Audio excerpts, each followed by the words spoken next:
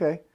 Well, let's start some of those definitions. Now, we're going to walk through it, literally physically act them out, and we want to identify them. So we're just going to start by, introducing the idea that this wall is considered the picture plane, and then everything else on it is the illusion that we can look through it like a piece of glass and we can see into an infinite distance or a scene. It could be anywhere.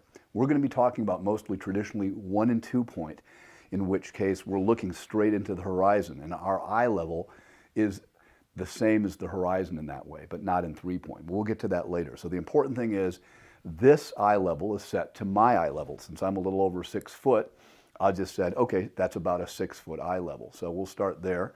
And that's the important part of beginning to learn how we step into it. I'm not there yet. I know you can't see the floor. So the idea is I'm still kind of standing to the side of it, but I want to explain what the picture plane is a little bit more. It's infinite. This flat plane can go on forever, up, down, it doesn't matter. We can use it anywhere we want, as far away as we can. So it could be a very distant vanishing point, way, way down there, and the eye level would still hook up to it if it was a ground plane vanishing point. So the idea of the picture plane, could, as I had mentioned before, it could be the little piece of paper you're drawing on in a sketchbook.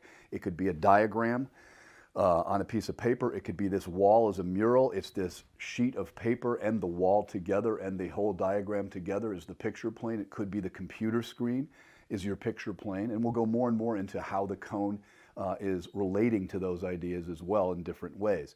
But for now, the picture plane, again, if you can imagine, is always straight in front of us. Now, I have picked a point that is straight in front of the same eye level. This is my actual eye level, EL, eye level. And I also have PP, believe it or not, but that stands for picture planes. From now on, PP is picture plane, eye level is always, EL. So now I'm coming to my center of vision, which I'll explain in a second too. Either way, I'm standing straight in front of it now, and that exact eye level is in fact my real eye level standing in front of this real wall. So we're going to use real examples of this actual wall. Also, if you can look, the center of vision is directly what I'm facing. So we could say that my body right now in my head, in my station point, is directly perpendicular and parallel to the wall and all these items. So let's start. Remember, the entire wall plus going on forever, down forever, up forever, to the sides forever is the picture plane. Secondly, the eye level. My eye level, again, I'm a little over 6 foot, so my eye level extends out, and the plane, we can imagine, goes on forever and ever and ever. Thirdly, the center of vision. The center of vision is the plane that goes vertically as the eye level goes horizontally. That cross always is exactly where the center of our vision always is our entire lives, and I'll explain that in a second. The idea is, if you look at the idea of the picture plane always being straight in front of us, so if I turn my view and turn toward you, now my picture plane is facing straight towards you. Anywhere, it could be right by your camera, it could be back, I could have a picture plane way behind the camera, it doesn't matter. But I am standing looking straight into the horizon right now where the earth meets the sky, but my eye level is also straight across where I am. So it's roughly where the camera is, but this is my picture plane. If I turn this way, this is my picture plane straight in front of me. But now I'm on my spot again, right in front of my tape mark, runs all the way up the wall like this, and I'm standing right in front of it. So the picture plane travels with us everywhere, as do all of these elements, and I'll explain why. So the picture plane's the first. Picture plane up like this in 3 point, that would be bird's eye looking up. Picture plane straight in front of me this way because my head's down. It's straight in front of my view, looking down. That would be 3 point bird's eye. Then I return to 1 and 2 point, which I'm looking straight into the horizon. I can lower, I can go higher, I can tiptoe. Each time I do that, my eye level rises. My center of vision stays the same until I turn my body. So the eye level is changing, lower or higher. If I go ahead and crouch, all the way down to being, like a hamster, all the way up to being a giant, that changes the eye level. But the center of vision doesn't change until I actually change my direction this way. So it's this type of movement for the eye level, this type of movement for the center of vision. Also, the picture plane plays a role later in being able to be flattened out like a flap. Well, we're not getting to that yet. We want to discuss the station point is, in fact, right between our eyes. We are the station point. The very level exactly between our eyes, right at the point of our eyes, is always our station point our entire lives. And if a camera is looking into things like your camera, the lens of the camera is the exact station point you're looking from. But my station point is right here. I've run a line down continuing to the floor about a foot below the SP marker there, continuing down to the floor and runs all the way here to a spot. That spot is the same distance to my eyes standing right here down to there as this distance is to there because it's been flattened. We'll get to that in a second. But to review again, I've picked a spot that is 4.5 feet in front of this wall exactly at a 6-foot eye level because I'm about a little over 6 feet. And I've also picked a center of vision, as you can see right there.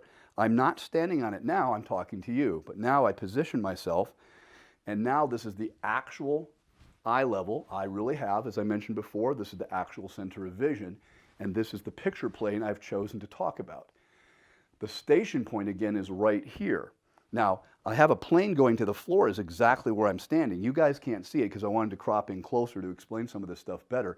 But actually, if you can just imagine the center of vision line continues to the floor, which is right here, the floor line, and continues out. And I'm exactly 4.5 feet in my station point straight out.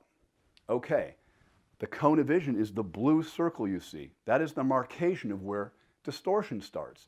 So anywhere in this picture where I'm standing here, right at 4.5 feet, that is my actual cone of vision because I've taken a 30-degree angle and a 30-degree angle from center and projected it out until it strikes the eye level picture plane. Here and here. What that does is allows me to understand where distortion will start. So distortion will start out here, out there, above, out here, and around here. Things will look pretty darn normal in here. You can play with the distortion, but that is the general marcation, especially in 1 and 2 point perspective. In 3 point perspective, actually distortion starts pretty much about 10 or 8% in from that, to be technical about it. So the station point for what we're referring to at this point is right between my eyes at my eye level with my center of vision crossing. So wherever that crosses is also always dead in the middle of the cone of vision. That's where the cone of vision emanates from, is this point right here, okay? So because this is my particular eye level in this picture, again, if I stood back another 20 feet going back like this, more and more and more, the cone would get bigger on the same picture plane because the farther away I am, that 30 and 30-degree cone, up, down, to the sides, grows larger and larger. If I get closer and closer to the wall at this same eye level and center of vision, the cone would get smaller because the projection of 30 and 30, 30 and 30 as a cone would be smaller. And then I return to my position here at my spot, and the cone would resume back to its size that you see in blue. So what we've covered so far is the idea we have this imaginary picture plane that's actually transparent, and we can see the whole world in front of our view here, or whatever scene we create. Because of that, I need an eye level because it's at the level that I'm viewing it at, which my eyes are actually at, in this case, which is true to the black line, marked eye level. I also have a real center of vision because I'm standing right here. So to rehearse again, that's that plane, and it goes on forever. And it also comes out to me at a plane and returns here. So you could say there's a relationship between the ground coming up and the station point right here where my eyes were. That whole plane is called the distance too. So that could be considered the distance plane to the picture plane, or this is a line of distance from my eyes right to here. And the same thing is true for this distance to that station point, because again, that station point there is the exact same thing as my eyes being here. It's just like a flap, it's been flattened. And that's how people can judge perspective from real angles, which I'm going to explain in a minute. But I want to keep going about the basics on the diagram. At this point, I want to go ahead and talk about one of the diagrams. So at this point, what we'll do is we'll fade in a diagram, and we're going to take a look at that and see, how that can really show us some more of the ground, the ground plane and some of the helpful things. So let's go through all the definitions again, looking at our first diagram. We'll call it diagram A, okay?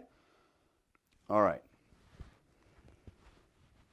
Okay, with diagram A, you can obviously see the figure is standing in front of a particular eye level, which also acts as the horizon line at this point only because it's in 1 and 2 point, but it's actually is eye level all the time.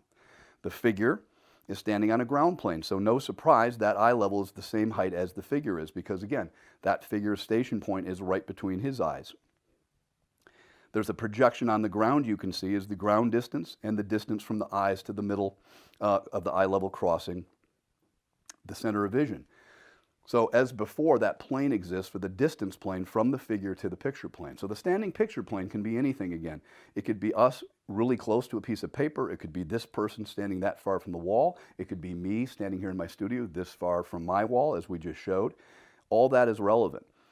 Also, we can look at the fact that the station point is the same distance on the flattened version, which we're going to get into in a minute, as you can see goes down. And we always can think in terms of that flattened point. The main thing is to always remember the four things that are ours are the most important thing we can think about. And of course, those elements are the eye level, the center of vision, the station point, and the projected cone of vision are always ours. So we'll come back and talk to that now. But see, look at the diagram in the way that we are kind of above in 3/4 and can see the entire ground. We also have a ground plane, as you can see in the diagram. And we also have a ground line. You see where the ground plane connects to the picture plane wall? That's called a ground line, and that's right where you can put a measuring line easily and figure out true height. What we'll do is we'll come back into the film now and go away from the diagram here and come back. And now what we're doing is we're going to look at the true height. And what does that mean? Well, if I look at the fact that there's a ground line here that's just off your camera, I can measure a true height here because I have real scale. Standing here, that's about 1 foot, 2 foot, 3 foot, 4 foot, 5 foot, 6 foot, because we were talking about having a 6-foot eye level. So when I'm standing right here and looking at my scale of the picture plane standing right in front of me, the idea is at this particular point, my real measurements are actually foot marks, or could be foot marks against this actual wall in real scale as opposed to me. And those are a certain distance away and a certain size, those foot marks across the wall, because I'm this far away. They'd become larger if I stepped closer, and they'd become smaller if I stepped farther away. So the idea is, from the ground line to the eye level here, we could call that a true height line, because that continues up, by the way. You can get true height. Why can we get true height, and what does that mean? It means when we're on the picture plane, when we move around the picture plane as a flat surface and we don't move in depth, we don't gain any size. So as long as I say 1 foot equals a real foot going down to the ground line, a foot is a foot is a foot everywhere here. It could be going across the picture. 1 foot equals 1 foot going up. Anywhere on here, as long as we stay straight on the picture plane or flush to the picture plane, we don't change scale. It's only when we cast things further into the picture they get smaller, like when we look at the world. And if they come closer, they also get larger. And that's where our measuring system will come in a little bit when we do a few more diagrams. So the idea here is, remember, if you set a particular scale at the point of the picture plane, on your true height line, or even anywhere on the picture plane as a flat piece of glass like you've marked on it, that scale is only true at the point of the picture plane. So 1 foot down, let's say, as a total of 6 to my ground line, because I'm 6 feet tall. The SP mark is about 5 feet up, but don't worry about that right now. The flat picture plane here is telling me that if I put a foot mark there, that everything else that falls right flush up against this picture plane that I want to start at this position in space, the picture plane, would also be a foot. It's only if it goes back farther or comes forward would it get larger or smaller going into the picture. And that's really important to understand. The last concept I want to talk about is the fact of the 4 elements that are the most important to remember that are ours. So, if we rehearse again, the eye level is with us since birth. The minute we open our eyes, everywhere in our view, the eye level exists. What does that mean? Anywhere I look, the eye level is always at that center of vision for me like this. It never moves, no matter what I do. I can flail around or whatever. It's like permanent headgear. Also, the center of vision. The center of vision is always like this no matter what angle I'm at, and it always stays. So we essentially have this cross with us all the time, like a periscope in a submarine. It never leaves. The cone of vision, like a periscope, is also with us. It is a projection continually going out forever at 30 and 30 degrees for a total of 60 on either side of the center of vision plane. And it also goes up, down, everywhere, projecting from us because it's a round cone. So the idea of that is, no matter where we look in the world, when we wake up and open our eyes or go to sleep again, we are looking at this setup. We might not know it, But the eye level, the center of vision, and the cone. And of course, the cone means we have a particular station point. So that means that viewpoint right between our eyes when we open our eyes is always our station point. So obviously, we are always our own station point. And the camera, in your case, is the station point right at the plane of the lens. So what are we saying about this? There's a permanent package that you bring with you as permanent headgear you wear your whole life, if you can imagine. And that literally is the eye level, the center of vision. So the eye level, the center of vision. And remember, the eye level changes and the center of vision changes every time we change our view. And the eye level is not equal to the horizon all the time, only in 1 and 2 point perspective when we happen to be looking straight into the horizon on the Earth. But if we were in 1 point perspective and look straight down, then our eye level would be crossing the ground and buildings coming up would become the depth of the picture. So it's not true that the eye level is always equal to the horizon line. It's only when we're looking straight into the horizon, basically, with the ground eventually meeting the sky. So here we go. We always have our eye level, no matter where I look, it never changes. It's always right here, our center of vision. The cone also is always everywhere I go at that projected angle I talked about. And our station point is always right here. So no matter where I'm looking into the world, those 4 items are always together. The eye level, the center of vision, the station point, and the projected cone. So no matter what picture plane I pick, far or near, that setup right here on the wall, why it's so important is it's with us our entire lives. I know, it's like, what's the big deal? The big deal is that's how we know how to start a view, no matter if it's the simplest thumbnail all the way to a 100-hour technical drawing. It doesn't matter. These ideas are always there. Like I mentioned before, like the constellation and the stars. We might not see them all the time on a cloudy night or during the day with clouds or the blue atmosphere. We can't see them. But all these parameters inside and outside our picture frame are always there, and they're never not there. It's just we might not think of them. So another analogy before we go on to the next explanation of the station point and how we can see it flat and in person in 3D at the same time, I wanted to talk about perspective I look at like a warehouse. You can have 100 booths inside the warehouse that have a little bit of different information with a little light above them. And you can walk in the door of this large warehouse with these 100 booths that all have a single light above them. So 100 lights, 100 booths, different information. You can walk in and have a light switch that has 100 choices on it. You can go through, the rest of your art career basically turning on just a few lights that you know about or understand, and the rest will stay off. The point of this program, really, in the lecture series, is to try to turn on all the lights in order and understand everything in the warehouse. And then when you need certain booths, because you know where they are and what they do, you only turn on a selection of lights as you need them when you're doing different projects or different artistic endeavors. So the idea is, if we know how the entire warehouse works, or the entire amount of things to know generally about 1, 2, and 3 point, and the distance and the picture plane and how to scale figures, all this stuff, you have the choice to go in and just flip on as many switches as you'd like to when you need them. But if you don't know much, then you're always dependent on other people's opinions what a good diagram is, or let's say the cliff notes, I call them, of perspective. Oh yeah, let's just give them a few things.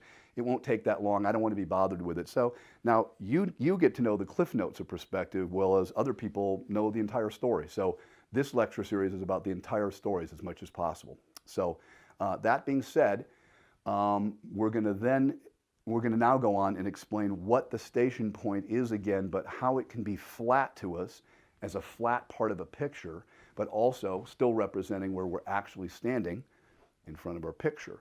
So we're going to get on to that in a second, okay? All right?